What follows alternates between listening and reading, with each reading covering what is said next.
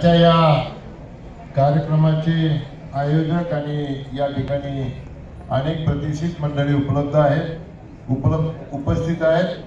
त्याच्यामध्ये सन्माननीय यशवंतजी गंगावणे, माझे ज्येष्ठ मार्गदर्शक सिद्धरामजी ओहोळ, संदीपजी उमा, प्रशांतजी मोहिते, विजयजी माने, मिलिंदजी सूर्यराव, सर्व मंडळी या ठिकाणी आहेत। खरं तर आम्ही उशिरा आलो त्याचं आम्हाला जरा वाईट वाटतंय। ज्या पद्धतीचा कार्यक्रम या ठिकाणी होतो आहे आणि ज्या प्रकारचा लोकांचा महासागर या ठिकाणी ते पाहिल्यानंतर असं वाटतं की अजय अतुलला सुद्धा थोडंसं वाटत असेल अरे आपली कॉम्पिटिशन आहे का।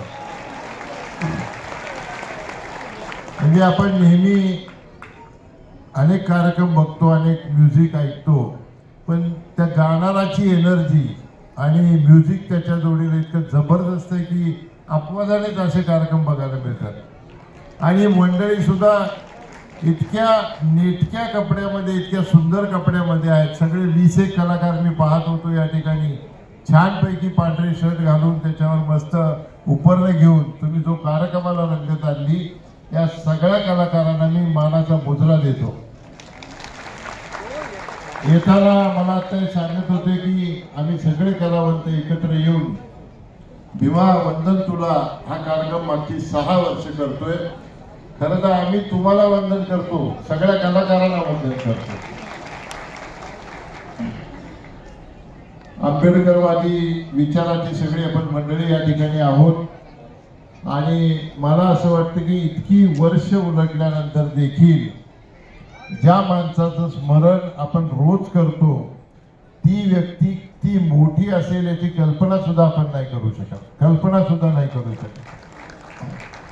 मी तर ज्या वेळी प्रसंग येतात त्या प्रत्येक वेळी सांगतो की स्वातंत्र्यापूर्वी आणि स्वातंत्र्यानंतर या देशामध्ये अनेक उत्तुंग नेते होऊन गेले, वेगवेगळ्या पक्षाचे असतील, वेगवेगळ्या पदावर असतील, पण बाबासाहेबांनी इतका विद्वान मनुष्य मी माझ्या आयुष्यामध्ये पाहिलं नाही। प्रचंड विद्वत्ता ज्याला म्हणतात, विजय असो,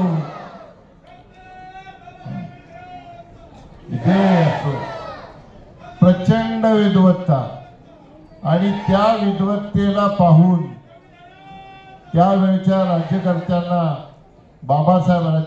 बाबासाहेबांना लंडनला पाठवलं आणि त्या ठिकाणी सुद्धा आपला जो हिरा आहे, कोहिनूर हिऱ्यापेक्षा जास्त चमकणारा, ती चमक आपल्या सगळ्यांना पाहायला